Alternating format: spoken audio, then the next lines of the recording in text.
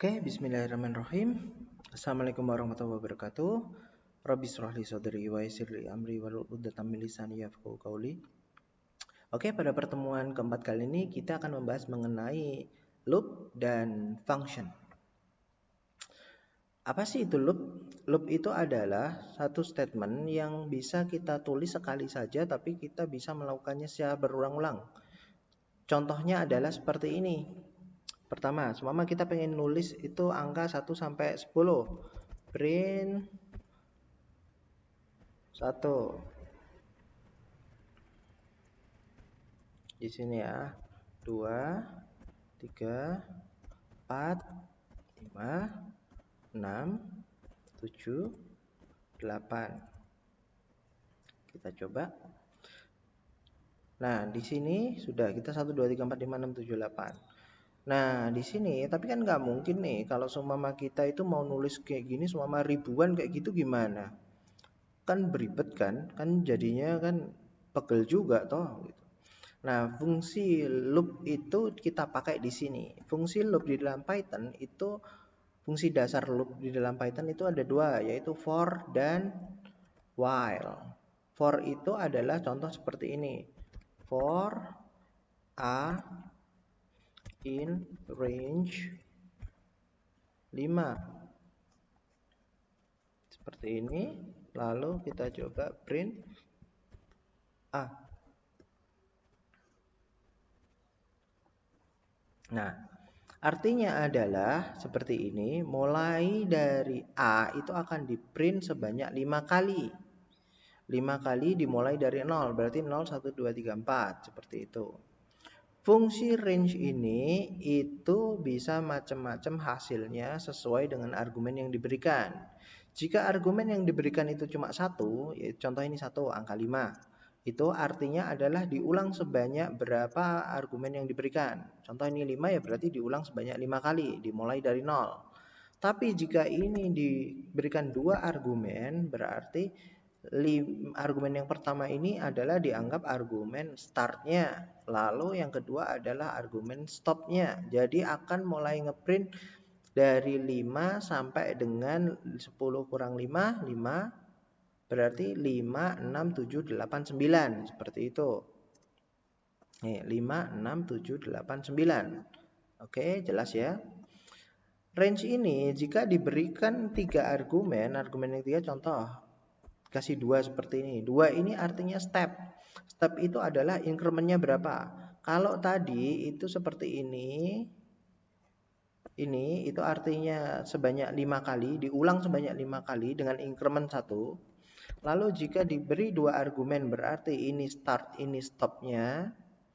Jika diberi 3, ini berarti jumlah incrementnya. Artinya ini 5, dimulai dari 5, akhirnya 10, n-nya 10, naik sebanyak 2 kali. Sebanyak 2, incrementnya 2, berarti 5, 7, 9, seperti itu.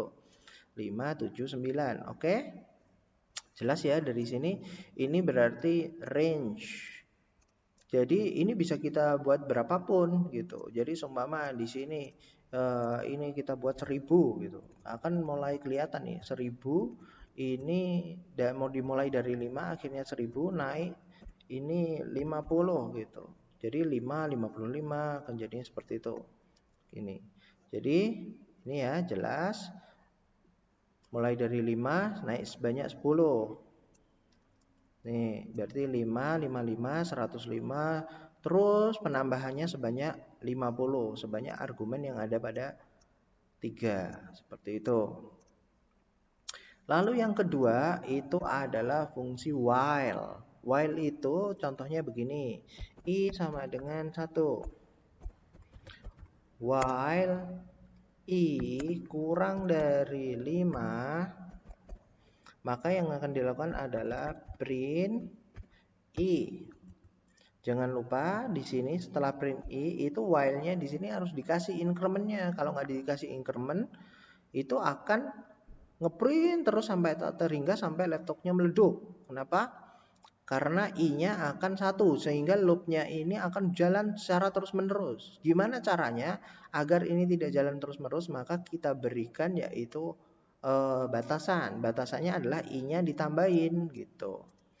I plus sama dengan 1. Ini artinya ketika fungsi ini dijalankan, ketika menjalankan I-nya itu di bawah 5, itu maka akan ngeprint I-nya dan I-nya akan ditambahkan 1. Seperti itu. Jadi ini 1, 2, 3, 4. Seperti itu. Kenapa sampai 4? Karena kalau 5 itu I-nya sudah lebih dari 5. Sudah tidak kurang dari 5. Seperti itu. Nah, sekarang kita coba I itu bisa kita tambahin dengan fungsi-fungsi yang bisa di nesting di dalamnya. Contoh begini, semua. If I sama dengan 4. Lalu di sini print I sama dengan 4. Seperti itu. Nih, I sama dengan 4. Oke, jelas ya? Nah, ada lagi kita bisa juga gimana sih seumpama kita mau nulis kalau kurang dari 5 berarti ngeprintnya ini. Tapi kalau sudah lebih dari 5 tulis yang lain. Oke, berarti kita pakainya else. Jadi ketika kurang dari 5 maka ini dijalankan. Ketika sudah tidak kurang dari 5 atau minimal 5 dan lebih itu maka semua kita tulis di sini print I sudah sama dengan atau lebih dari 5. Seperti itu. Nih, 1, 2, 3, 4, I sudah lebih atau sama dengan 5. Seperti itu. Jelas ya? Itu tadi kita bagaimana membuat suatu perulangan atau loop menggunakan for dan while. Terus aktualisasinya apa sih? For dan while ini kita pakainya. For dan while ini aktualisasinya adalah nanti setelah ini basic dari Python ini semua nanti saya berikan, nanti akan saya ajari yaitu dengan menggunakan Python Turtle. Python Turtle itu apa? Python Turtle itu adalah menggambar atau kalau menurut saya itu adalah dasar dari bagaimana kita memprogram sesuatu agar berjalan sesuai apa yang kita inginkan. Selama kita pengen melakukan itunya berjalan secara diulang-ulang, kan nggak mungkin kalau kita harus nulis satu-satu. Makanya digunakanlah fungsi print ini tadi, fungsi loop ini tadi, for dan while, begitu.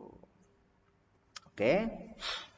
Oke, selanjutnya saya akan jelaskan mengenai function. Function itu adalah contoh kayak tadi, range. Range ini function. Terus print. Print ini juga function. Function itu bisa dianggap function dianggap itu function itu harus dipanggil dulu seperti ini. Nah, ini adalah fungsi-fungsi yang bawaan dari Python. Tapi kita bisa bikin fungsi-fungsi yang fungsinya itu custom kita bikin sendiri. Penulisan function adalah dengan cara def lalu nama functionnya. Nama function itu mengikuti aturan dari nama variabel, yaitu tidak boleh pakai karakter khusus kayak add seperti ini, terus pakai depannya angka dulu begini. Itu ini nggak boleh. Ini ya, nggak bisa. Must be separated new line or semicolon. Jadi ini harus semua fungsi nama saya seperti ini. Nah, fungsi nama saya seperti ini. Lalu di sini fungsinya adalah print nama saya Andi, seperti itu. Setelah ini selesai, coba kita jalankan, nggak ada apa-apa. Kenapa? Karena ini fungsinya baru dideklarasikan saja, belum dipanggil. Dipanggilnya dengan cara diketik nama saya seperti ini. Ini artinya ini akan menjalankan fungsi yang sudah didefinisikan di atasnya. Bisa dilihat nama saya Andi. Fungsi itu bisa diberikan parameter. Jadi contoh seumpama ini, nama saya ini lalu dibuat seperti ini. Kita buat di sini argumennya kita kasih nama gitu. Lalu di sini adalah nama.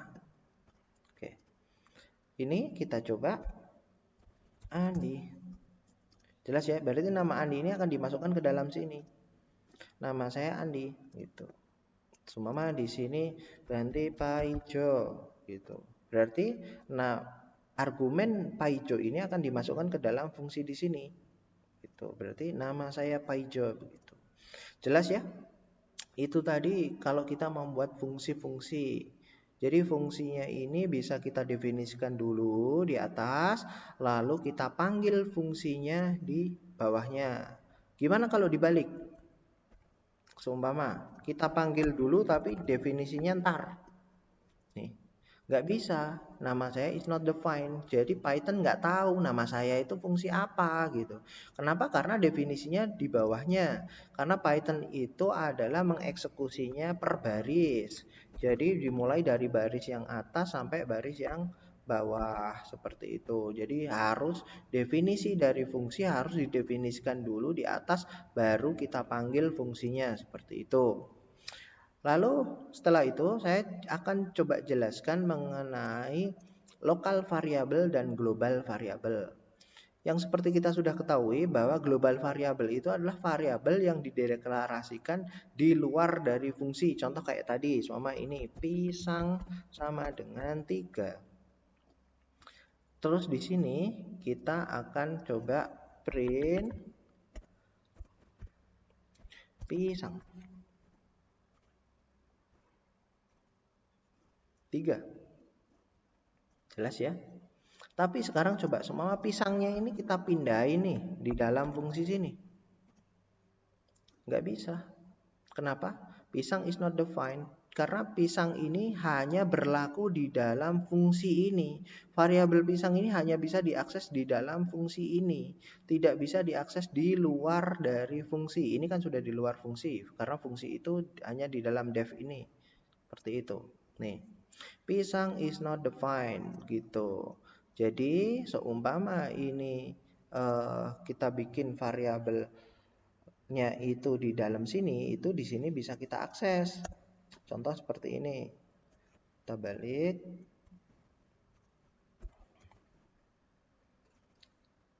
Di sini kita tambahin yaitu pisang. Terus ini namanya ini kita hilangkan aja. Gitu. Terus jangan lupa fungsinya dipanggil dulu. Nama saya lalu dipanggil. Nih, nama saya adalah 3. 3 itu dari apa? Dari variabel pisang. Jadi itu tadi adalah lokal dan global variabel. Saya ulang sekali lagi. Global variabel adalah variabel yang didefinisikan di luar dari fungsi di sini atau di sini. Tapi lokal variabel adalah variabel yang berada di dalam fungsi, yaitu di sini. Semua yang masih berada di dalam def ini itu artinya adalah fungsi. Dan fungsinya itu ketika di dalamnya ada variabel hanya bisa diakses oleh fungsi tersebut, di dalam fungsi tersebut. Jadi hanya bisa diakses di dalam sini aja. Udah begitu. Oke? Itu tadi penjelasan dari saya mengenai loop dan fungsi. Terima kasih. Wassalamualaikum warahmatullahi wabarakatuh.